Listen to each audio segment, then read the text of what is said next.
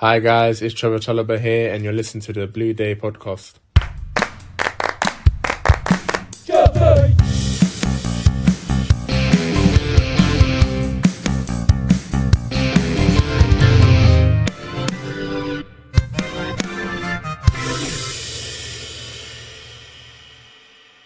Fellow Chelsea supporters, welcome to the Blue Day podcast. And on today's show, if you are a fan of 90s Chelsea, this one is truly for you. On BT Sport, coming up on Tuesday night after Chelsea's Champions League game against Dortmund, there will be a documentary which centres around Ken Bates and Matthew Harding.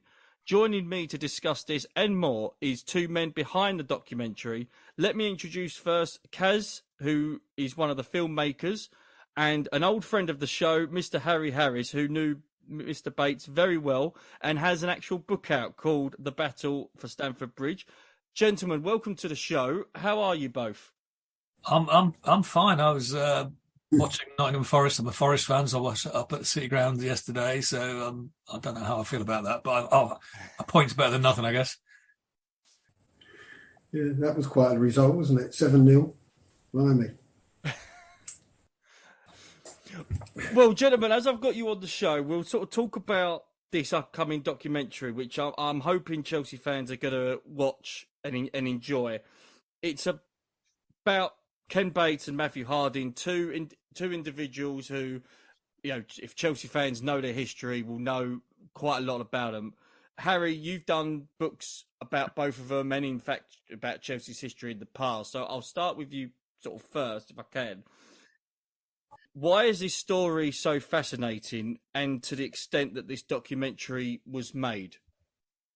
Well, I blame Caj for all of this. You know, he's brought this out of the blue, hence the Blue Day, I suppose. It clearly is a fascinating story. Why now? You'll have to ask him. But he approached me to do an interview for him, and I was more than happy to do that. And I can't wait to see the film on Tuesday evening. I think it's going to be a cracking story.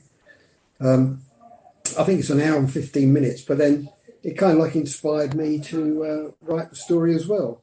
And Caj has very kindly provided me with some transcripts from his film.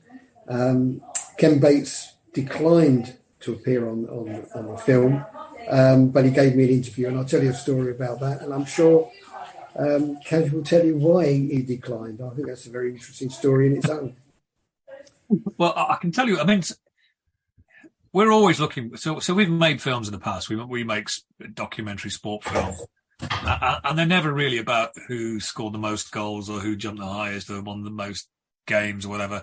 They're usually about something beyond the sport. So we've done one in the past about Liverpool, the city of Liverpool, in the 80s. And that was, you know, Liverpool and Everton, but it was really about the politics and the music and the culture that was happening in a city that was pretty much on its knees at the time.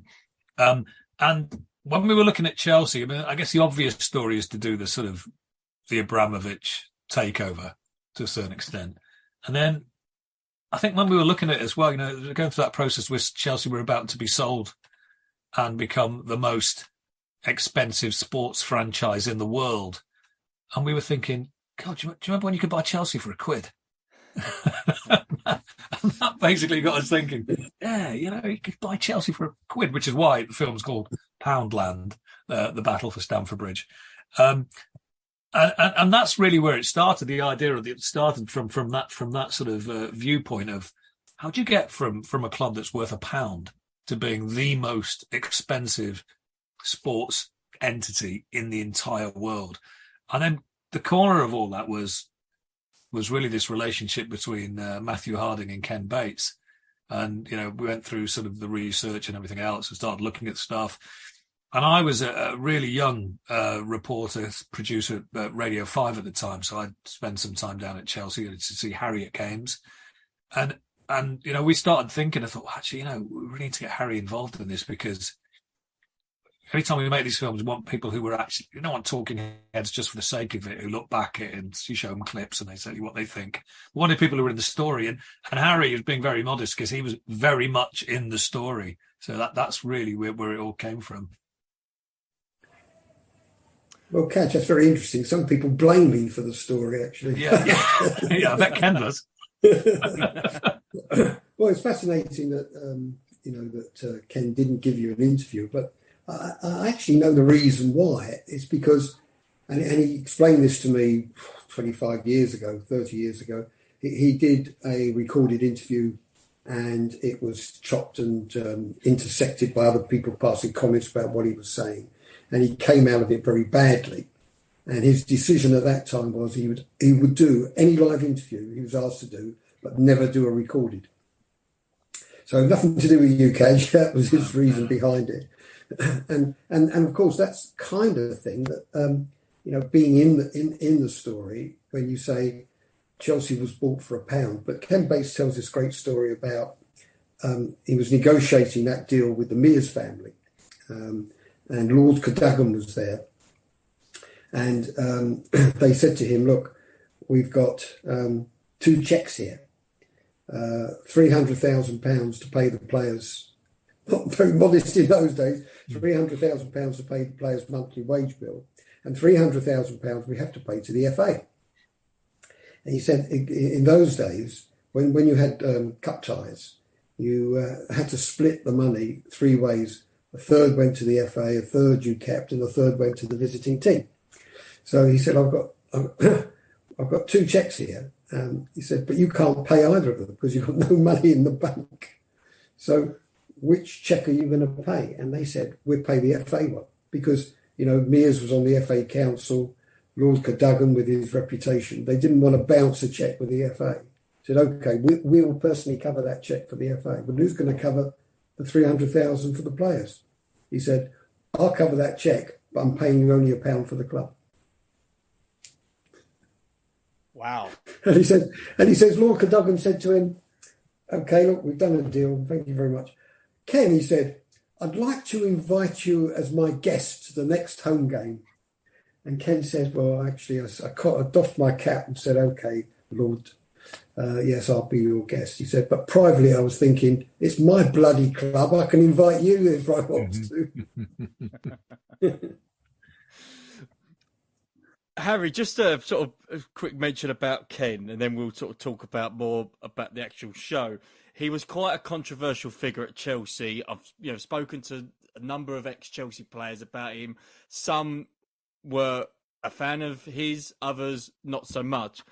But he certainly had Chelsea's interest at heart when it came to the business side and in terms of trying to make Chelsea competitive with the big teams still in the Premier League, didn't he?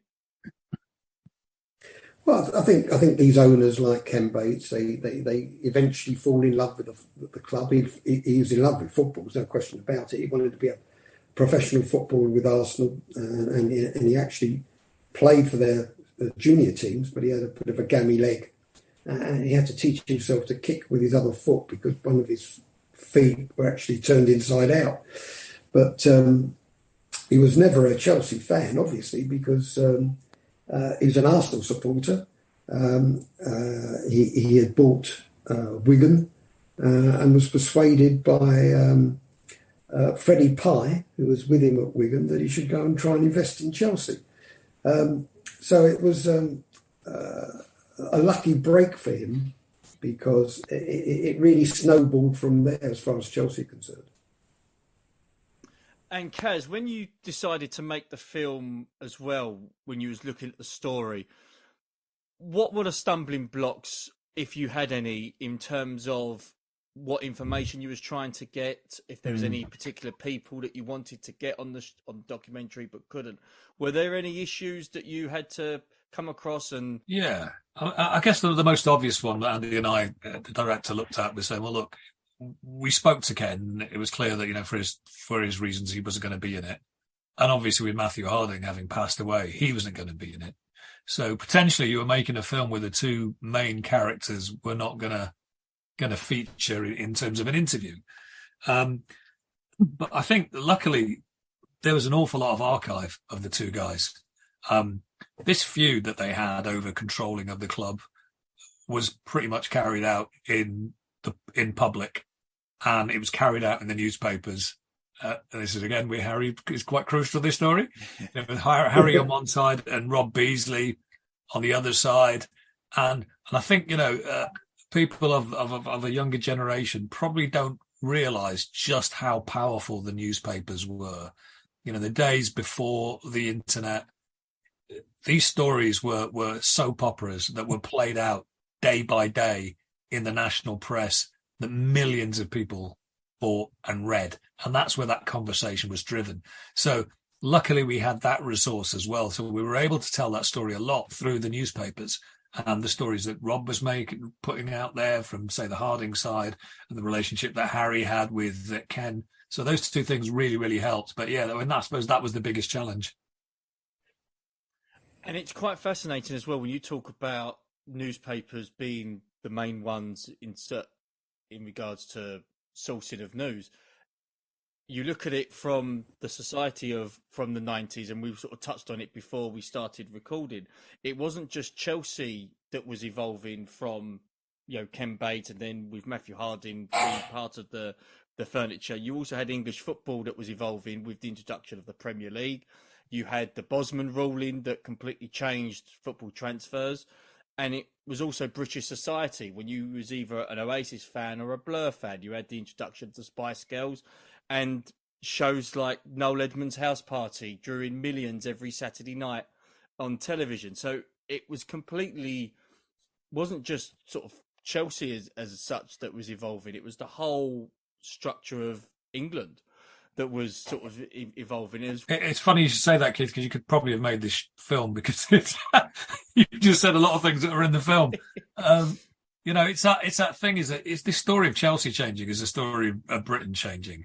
You go from football teams where a foreign player was probably Scottish or from Northern Ireland to what you had by the end of the decade. You had the money that was coming into football. In a way, you could say Ken Bates was sort of old money, and suddenly you had money from the City, Matthew Harding. The City never saw football as an opportunity at that point. And if you look at the way people invest in football now, all those little things were starting at that point. Like you rightly say, Bosman as well, which I think Chelsea sort of exploited really well. Again, Colin Hutchinson, who's in the film, talks a little bit about that. And that was a, concerted thought out strategy to make the most of Bosman and to get the players over that they probably couldn't have afforded before. And even down to politics. And, so you could say it's old Tory, new Labour, and with Harding giving his £1 million donation to Labour during that period as well, which was the biggest single donation that anyone had ever given. So all these things were in the mix. And Chelsea was almost like in one club, personified all that change that was happening, and you say Euro 96, everything else that was going on. And we were talking earlier, weren't we? But if you look at the club that Chelsea was at the start of the decade of the 90s and the club it was at the end of the 90s, you wouldn't think it was the same club. Absolutely. Two different clubs. When you've got the likes of in the 90s, you're not sure on, the long-term future at Chelsea. They were bringing in players like Andy Townsend, Dennis Wise, and even players like Andy Dow, for those that know their Chelsea history. And then at the end of the decade, they would bring in people like Didier Deschamps and Albert Ferrer, and they're playing Milan and Barcelona in the Champions League. And it's only 9 years sort of in separation to that. So, as you say, Chelsea completely changed and evolved throughout that period. But one thing that obviously was part of this story, which I would like to find out from you, Kaz, in terms of Ken Bates and Matthew Harding with their relationship, when did for those that may not know, when did you sort of start looking at when the wheels started to fall off between them two, and what do you feel was the reasons behind those two having the fallouts, and then subsequently Matthew Harding being banned from the director's box? And well, I think probably Harry's better placed to answer that in many ways because he was part of the information that was coming out at that time. But I mean, what I would say is it's one of those stories where you're tempted to ask people, which camp do you fall in? Are you a Harding fan or are you a Bates fan? It's a bit like the Blur Oasis thing of the time. Which one are you battling? Which one is yours? But the truth is, probably from looking at what we've seen, is without Harding and without Bates, there probably wouldn't have been an Abramovich. You know, it sort of, my feeling is Chelsea needed both, and they both brought something completely different to the party, but they needed both. And if both those guys weren't there at that particular time, I doubt very much that Abramovich would have come in at that time. And I'll let Harry explain the detail of what happened or when the wheels came off. Well, He was partly responsible.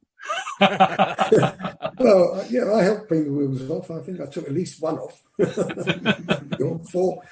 But no, I don't think the wheels were ever on. That's the thing. I don't think these two guys ever really liked each other. In fact, I think I'm right in saying that Ken Bates actually placed an advert in the Financial Times looking for investors.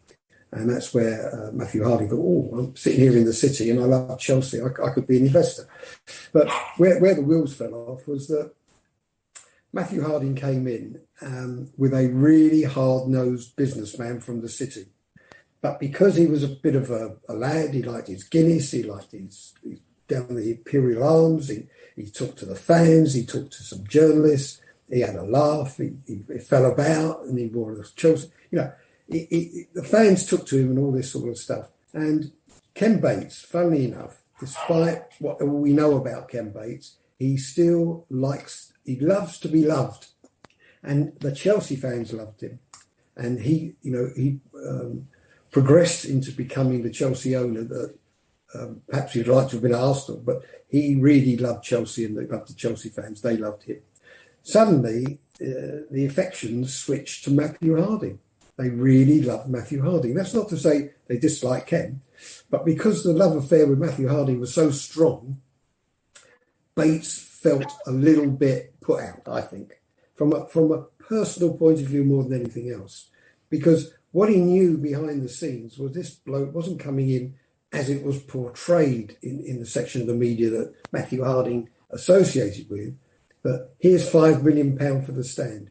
Here's £5 million for the players. You want to buy Matthew Le Tissier, Glenn? Here's a cheque for £6 million. Here it is. We're going down to Southampton today. Take it down, give it to them. Let's buy Matthew Le Tissier.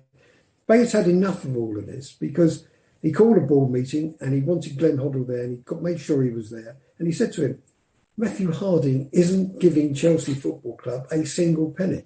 It's a loan and the interest rates are as high as you get anywhere. It's a loan for the stand. It's a loan for the players. If you want to buy Le Tissier, fine, Glenn. But he's going to loan us the money.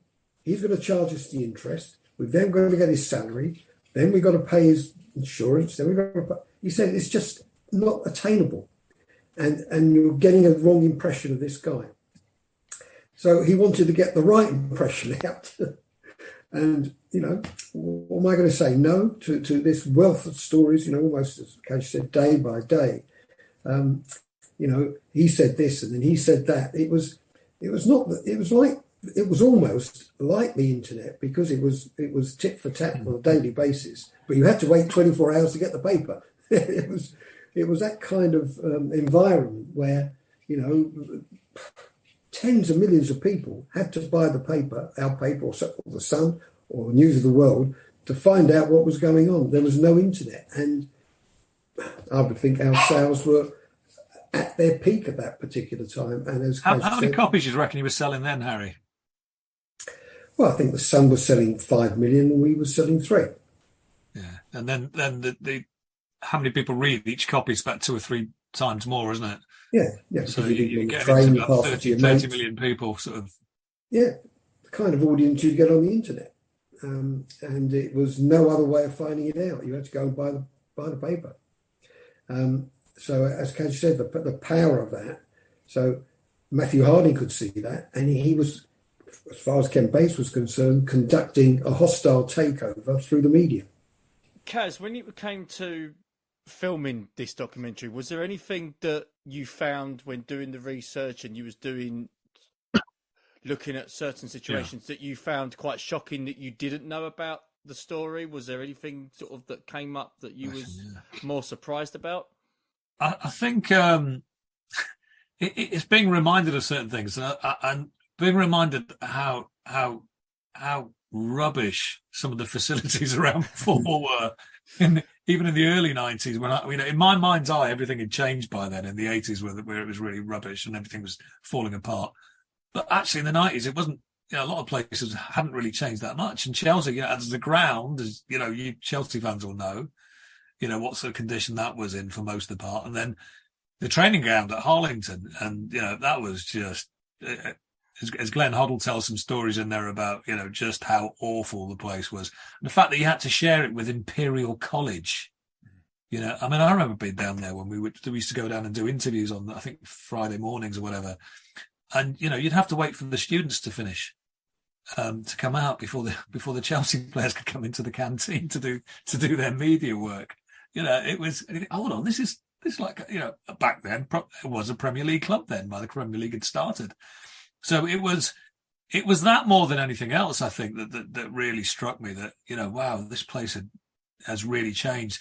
And the other thing I think was when Matthew Harding died, that reaction went so far beyond Chelsea fans. And that was the first time I think, you really thought, okay, football means is now occupying a different place in people's thoughts. It was sort of, it was almost, Diana-esque, I suppose, before that happened in the wreaths and the flowers and everything else was happening. And it helps that you had a prime minister who was a Chelsea fan at the time, but you also had the leader of the opposition sort of giving, a speech about what Matthew meant. So you had, Tony Blair and John Major both giving speeches about a guy who owned part of a football club, and that had never happened before. And Harry, just in terms of the structure that was in place at Chelsea, when there was the issue that Matthew Harding wasn't allowed in the director's box, do you believe that this did cause issues with the Chelsea team? Did this cause issues with the management, with Glenn Hoddle as well? He's come in, and I think there's going to be excerpts in the documentary where he's mentioned about the training ground, and there was hardly any facilities for him to do his training. Did this fractious relationship, could this have caused long-term issues for Chelsea? Well, personally, I think not, because I think you see this even in the modern day game, when owners are changing. They are changing quite frequently these days, when managers are changing all the time. The players they get on with it. They're only interested in what's going on within their own little area of life. They don't really understand all the politics in the boardroom. And certainly with Chelsea's politics, it was almost impossible to understand anything. So I think they just got on with it. Glenn Hoddle confronted Bates about the facilities, and with Matthew Harding, feeding in all those loans which Chelsea could no longer get from the bank. There was money to spend on upgrading the facilities. So he was happy with that. He tells a great story about the fact that when he was signing with Gullit, as a top professional, playing in Milan with the greatest training facilities imaginable, he said to Glenn, I can't wait to see the training facilities. He said, there's some work going on there. Let's go. And he said, what about the ground? I'd like to see the ground. He said, yeah, we're just repairing one of the stands. I'll tell you what, it's a great Italian restaurant down the road. Let's go for lunch. Which he did. Took him to an Italian restaurant, and that was his way of showing him the facilities. And I think Wood loved London, and he loved those restaurants, and he loved the atmosphere. In Milan, it was claustrophobic. He couldn't go to an Italian restaurant in Milan, but he could in Chelsea. I mean, Chelsea was just a hub of celebrity and big name personalities. And you go in any restaurant, you see people even more famous than Wood. So he just was able to blend in, and he loved it. And Caj, just a quick one on Glenn Hoddle. What was he like to interview for this documentary? Was he quite honest and open in terms of what was happening at Chelsea? Was there anything that, when obviously with your questions, was there anything that you was quite surprised about with his reaction? Glenn was a dream, really, because sometimes you do these things and you think, well, do they really want to talk about it? It's a long time ago, and as we know, a lot's happened to Glenn between then and now. And but actually, he was wonderful. He was in really good form, reflective, funny.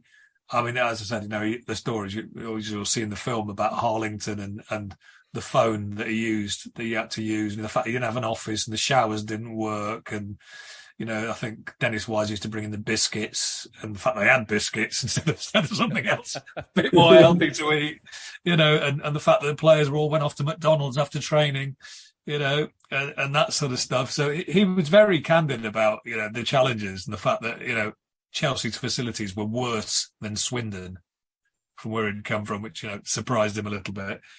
And also about, he's very candid about how difficult it was and, how he found himself near the bottom of the table of that season. There was a particular game against Southampton, I think he mentions, when things were going really badly, and his conviction he had to carry on playing. I think he said, I didn't want to play relegation football. I think he said something like that.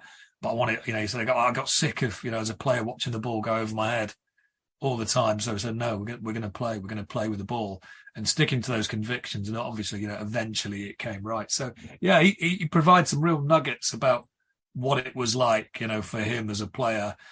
And again, he's quite modest. And you could make a good argument to say that, Glenn, before Arsene Wenger, in many ways, made lots of changes to the way that British football was played in terms of nutrition.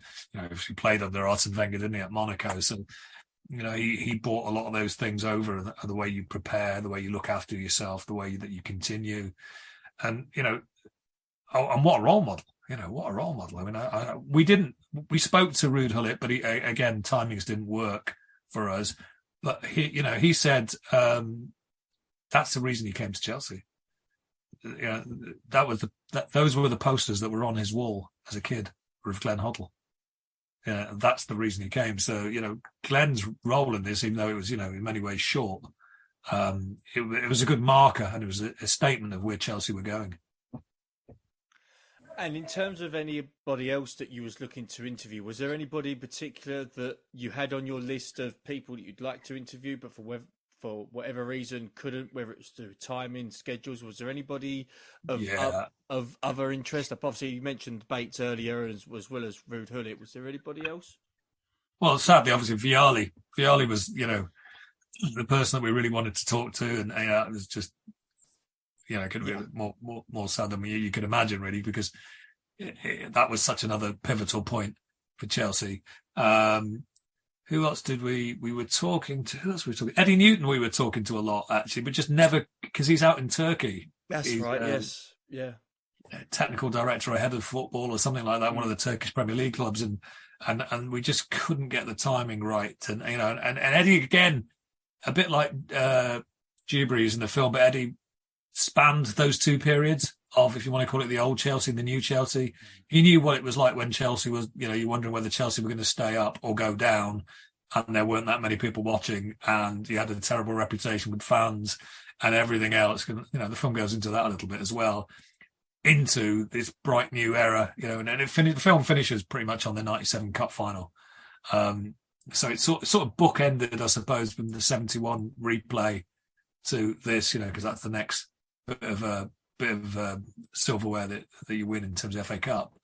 And Eddie was, had a foot in that old world and new world. So, yeah, we would have liked to. If we had more time, we definitely would have had him in there, I think. And, gents, before we wrap this up, I just want to sort of get your views on, when you look at the documentary, and I know a lot of Chelsea fans will be keen to watch this after the game on Tuesday night. Do you think that in English football especially, we'll get anything like this again, whereby you've got somebody like Ken Bates, who, Harry, you've said, although he's a businessman, he's a shrewd businessman, he just wants to be loved and adored, and you've got, for somebody like Matthew Harding, who people would say is the people's owner, whereby people were a huge fan of his and respected his.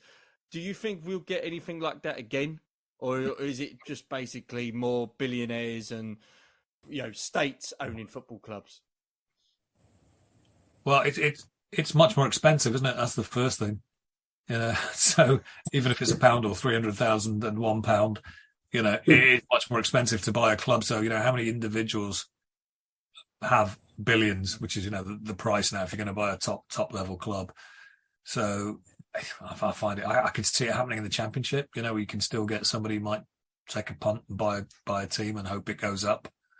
But yeah, this is just as we said, you've gone from 40 years ago to whatever it was, 1982, from £1 to, well, you can tell me how much Chelsea sold. I still don't know exactly how many billions it was Chelsea was sold for, but it's a hell of a lot of money. A hell of a lot of money. Yeah, it was for £4.25 billion, wasn't it? Well, it's hard to tell, isn't it? Because you've got Ratcliffe, who was a Man United fan, nearly bought Chelsea, was trying to buy Man United. But, even someone like that, his pockets aren't deep enough. Because you talked about state-owned football clubs. And it's quite clear to me that if the Saudis bid the $6 billion that the Glazers want, the Saudis would own Manchester United like they, in fact, do with Newcastle United. But there are some reasons why they haven't made that bid. I won't go into them now. It's not relevant to this. But... is Musk a Man United fan? I'm not sure. He seems to be. Could he afford it? Well, he could. But I think it's not just the purchase of these clubs. It's the investment you need in the infrastructure for forever. Stadium, even Old Trafford is looking a bit sad these days, and there's talk about nearly $2 billion to build a new Old Trafford or renovate Old Trafford. Who was fooled by Manchester United winning, the least important cup in domestic football in this country, and then getting thrashed 7-0 at Anfield? Even clubs like Man United and Liverpool need phenomenal amount of investment in their team, and as Caj has been talking about, how Chelsea at that particular point were the front runners are taking advantage of the Bosman ruling and free transfers, because half of these players we're talking about cost nothing. So no, it is more phenomenally wealthy consortiums, state-owned football clubs, and that's why it's quite clear that football in this country needs a regulator, because no one's going to stop this happening or control it or monitor it properly. And I'm not even sure that this government have got a clue how to do it. So even if you had a regulator from this particular government, I don't think you'd be taking it forward. You'd be taking it backwards, in my view. They've got no idea what they're doing. Let's have a regulator. But once one comes in, what are they going to do? I'm sure they don't have much of a clue. Well, final question, gentlemen. And I know, again, with this upcoming documentary and the book, you guys are going to be busy for the next few days. So again, I appreciate your time on the show. Just, gentlemen, just one final thing, just sort of try and promote the documentary, the book, if you can. Why should Chelsea fans look at this documentary, spend time watching it? And Harry, in particular for yourself, why should they go out and buy the book? Well, I'll tell you what, I'll talk about the film and Caj can talk about the book. I'll talk about the film then. I would say the film is an hour and 15 minutes, and knowing Caj from his 5 Live days, I would think this is not just a film for Chelsea fans, because I think Caj has explained, and the book very much mirrors what the film's talking about. This is a book for all football fans to see how the game really evolved in this country, because everyone's pinpointed the obvious, all-seater stadium, the Premier League, Sky. As Trevor Birch pointed out to me, the Sky money actually dipped for the one and only time just prior to Abramovich buying Chelsea. So I think this is another milestone, another pointer to why the game exploded in a financial sense in the entirety of English football. So I think it's something for all football fans. Yeah, well, I think the book and the film are aligned, so you're going to get the same for both. Well, I can tell you, obviously, the film is on BT Sport 1 on Tuesday night, straight after the Dortmund game. So, if you're feeling elated after the Dortmund game, this will be a fantastic watch as a Chelsea fan to remind you of your rich history. If you're absolutely feeling terrible after the Dortmund game, this will be a reminder of where it all started and, you know, got you to the point where you are today. Harry's right. You know, you don't have to be a Chelsea fan to watch this, because it's about how football and culture changed in the 90s and changed really quickly, told through one football club, through Chelsea. And that's what it's about. So if you were around at that time, you'll kind of understand it. If you weren't, it's important that you understand it, because without this backstory, you would not have the club that you have now. And also, one final thing, there's some terrific archive in there that we've never seen before. We found some from a Swiss TV channel training with Chelsea in the 70s, and it's just gold dust. So hopefully there'll be things even diehard Chelsea fans have never seen before if they watch this film. Can't wait to see the trailer. Is there a trailer, Caj? I believe there's one somewhere. We'll send it to you as soon as it comes out. Probably about 2 days after the film goes out. Well, gents, I know for sure that I'll be looking forward to it. I'll be headed back from Stamford Bridge on Tuesday night, and I've got it on me Sky Plus box, so I'll make sure to watch it once I get home. But, gentlemen, thank you very much for coming on to the show to talk about... When are you broadcasting? When you broadcasting it? So I'll give it a plug on social media. This will be out on Tuesday. Right. Thanks a lot, Keith. No, that's fine, Caz. I know that you're a busy man, so... I realise I've got another meeting. Thank you very much for your time, anyway. Thank you. Listen, let us know what you think. I'd be keen to know what you think. Drop us an email after. Yes, definitely. I'll probably drop you an email on the Wednesday. Brilliant. Cheers. Brilliant. You take it easy, Kez. Thank you. Bye. Bye.